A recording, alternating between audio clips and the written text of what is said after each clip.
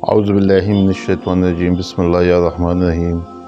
या रब्बी सल्लिम वसल्लम, या रब्बी सल्लिम वसल्लम, या रब्बी सल्लिम वसल्लम। अस्सलामु अलैकुम वरहमतुल्लाहि वबरकातुहू। मेरे दोस्तों, मैं आज एक बहुत ही अहम मौजू के साथ हाज़िर हूँ। लोग कहते हैं कि झुक जाओ, सामने वाले के सामने झुक जाओ। क्यों झुक जाओ? दीन इस्लाम ये सबक हमें टीच नहीं करता कि झुक जाओ। इस्लाम में झुकना है तो सिर्फ अल्लाह के सामने ही झुकना है। और कहते हैं कि खातिर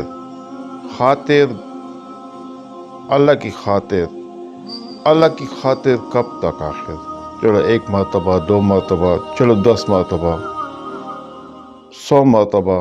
और जब सामने वाले के मिजाज में एक नफ़रत आ गई है, उसकी रूह में एक बीमारी आ चुकी है दूसरों को हकीर जानने की, तो फिर ऐसे बंदे को डिलीट कर देना चाहिए अपनी ज़िंदगी से फारेवर के लिए।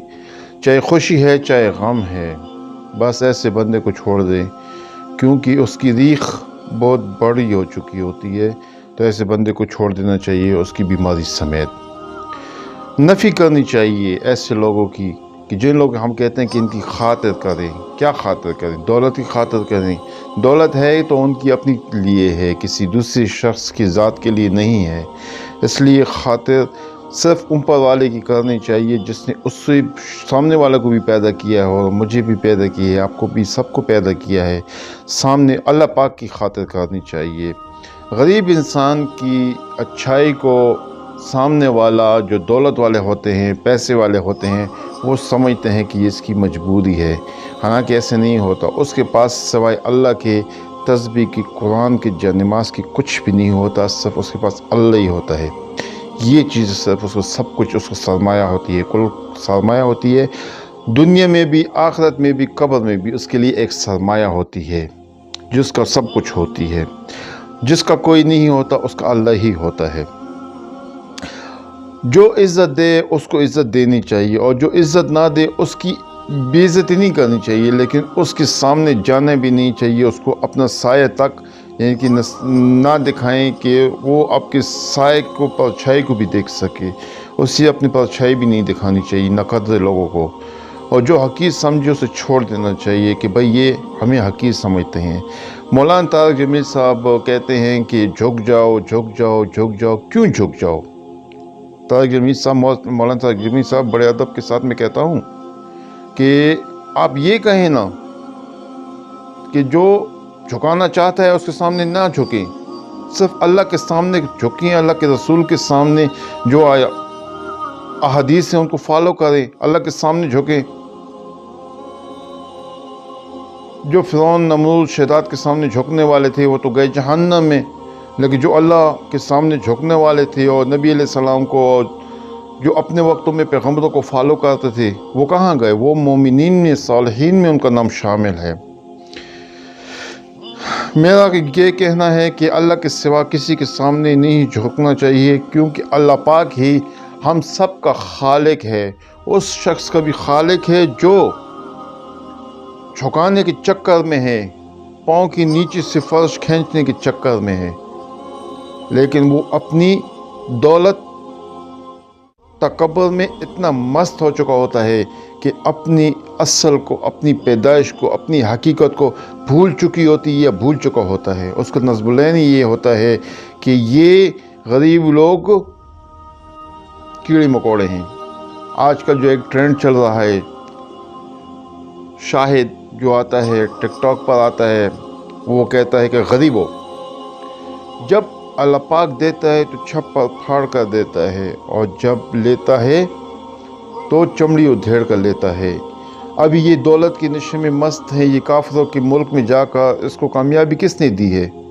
अल्लाह पाक ने दी है। लेकिन ये मुसलमानों की तज़लील करता फिरता है, कहता कि गरीब हो। ऐसे ना हो कि इस शख्स से अल्लाह पाक नाराज़ हो जाए और उससे ऐसी बीमारी लगा दे कि सारी दौलत भी इसकी ख़त्म हो जाए और इसकी जान भी बाकी ना रहे। पश्तो में कहते हैं तौबा उबासा, तौबा निकालो। اور پھر کہتے ہیں کہ توبہ نو باس اخبی اباسا، اگر توبہ نہیں کرنی ہے تو پاؤں نکالو، نکلو یہاں سے۔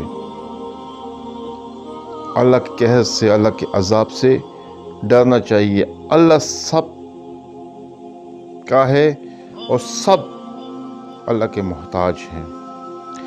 وہ میں یہ اس لیے کہہ رہا ہوں کہ یہ جو شاید کا جو میں قصہ کر رہا تھا، یہ جو ابھی یا یو ایس اے میں ہے، تو یہ مسلمانوں کو بہت حقیر اور یہ عالم دین کے ساتھ اور مولوی کے ساتھ بھی پنگا لیتا پھر رہا ہے، کیونکہ کافر کے ملک میں رہ کر اس کی دل و دماغ پر چربی چڑھ گئی ہے، سور کی چربی، کیونکہ شیمپو ہے، صابن ہے، وہ سب سور کی چربی ہے، وہاں کی گھی ہے یا آئل ہے، وہ بھی سب سور کی چربی ہے، ٹھیک ہے۔ اگر وہ کہتے ہیں کہ مطلب کہ یہ کچھ اور یہ کرولی وغیرہ کے آئل ہیں تو نہیں، اس میں بھی سور کی آمیزش ہی ہوتی ہے، تو یہ تقریباً اس کے لیے سٹیا گیا ہے، شاید انور نام ہے اس کا، سچ۔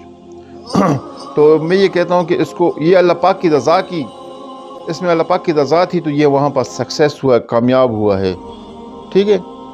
کوئی مومن یا کوئی مسلمان اس کے ساتھ جیلس نہیں ہے، لیکن یہ مسلمانوں کی تذلیل کرتا پھرتا ہے۔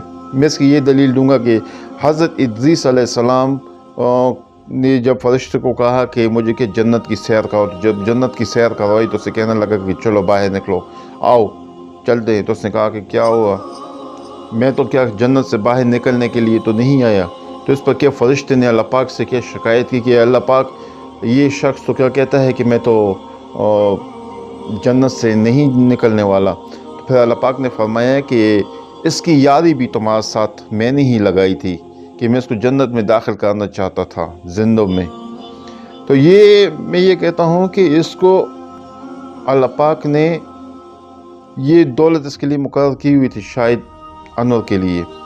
تو یہ مطلب کہ وہ کہتے ہیں کہ ایک پیسے کا یعنی 50 پیسے کی جو تھیلا ہوتا ہے نا، تو اس میں اگر 100 پیسے پڑ جائیں نا تو وہ تھیلی پھٹ جاتی ہے، تو ٹھیک سیم یہ بھی ہے،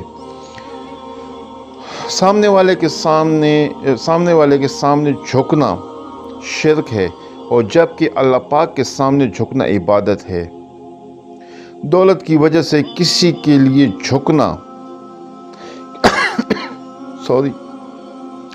دولت کی وجہ سے کسی کی دولت ہے تو اپنے لیے ہے، اور اس دولت کس نے دی ہے؟ رب العالمین نے دی ہے۔ اور دولت کی وجہ سے کسی کے ساتھ جھک کر ملا کوئی بھی مسلمان تو سمجھ لو کہ اس نے کیا اپنے لیے آگ چن لی۔ ہاں عزت کریں، احترام کریں، اچھی طریقے سے ملیں، اچھے اخلاقیات رکھیں، لیکن جھک کر ملنا یہ اسلام میں نہیں ہے۔ جھکنا صرف رب العالمین کے سامنے ہے۔ سمجھنے والے سمجھ گئے، جو نہ سمجھے وہ اناڑی ہے۔ اللہ رحم فرمائے ہماری روحانیات پر۔ یہ ہم کہتے ہیں نا کہ ہم تو دنیا کے مطابق چلیں گے، میں یہ کہتا ہوں کہ ہم اللہ کی خاطر چلیں گے، کسی انسان کی خاطر نہیں چلیں گے۔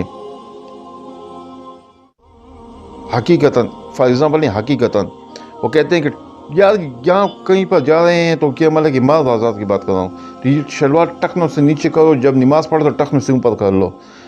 میں یہ کہتا ہوں کہ نہیں، میں کسی انسان کو خوش کرنے کے لیے ٹخنوں سے نیچے شلوار نہیں لے کر جاؤں گا، ٹخنوں سے اوپر ہی ہوگی، چاہے نماز پڑھ رہا ہوں، نہیں پڑھ رہا ہوں، چڑھ رہا ہوں، پھر رہا ہوں، چاہے وضو ہے یا نہیں ہے، شلوار ٹخنوں سے اوپر ہی رہے گی۔ لیکن الٹا سسٹم ہے، جب لیڈیز گھر سے باہر نکلتی ہیں تو ان کو ٹخنوں سے اوپر ان کی شلواریں ہوتی ہیں۔ یہ کون سے مذہب میں آیا ہے؟ اسلام میں تو کہیں پر بھی نہیں ہے۔ اور تو کیا جب باہر نکلے گی تو جرابیں پہنے گی، دستانے پہنے گی، چلو وہ بھی نہیں ہے، کم از کم شلوار تو ٹخنوں سے نیچے کر لے۔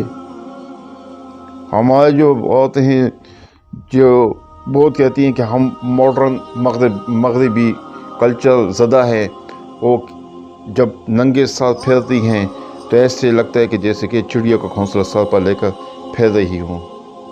بہت ہی افسوس کی بات ہے کہ ہمارے مسلمان فیمیلز جو ہیں وہ کافرین فیمیل کے راستے پر چل نکلی ہیں، ڈگر پر چل نکلی ہیں کہ وہ جو کچھ کر رہی ہیں ٹھیک کر رہی ہیں۔ وہ کیا وجہ کیا ہے کہ دین کی تعلیم کا نہ ہونا، پھر ان کو پھر یہ لوگ ٹکر لیتے ہیں مغرب کے ساتھ. کیوں؟ کالج آباد، یونیورسٹی آباد، کیا ماحول چل رہا ہے، کیسے زندگی چل رہی ہے، بس جو کیا جیسے کیا، حرام حریص کیا، بس مزے کیے، عیش کی، چلو بھئی کھاؤ پیو موج کرو. یہ زندگی ہم مسلمانوں کی چل رہی ہیں. ہم لوگ تو بہت سیٹسفائیڈ ہیں کہ ہم لوگ کہتے ہیں کہ ہم بوڑھے ہو کر مریں گے، لیکن نہیں، یہ ہم لوگ کی غلط فہمی ہے، یہ سب کی غلط فہمی ہے.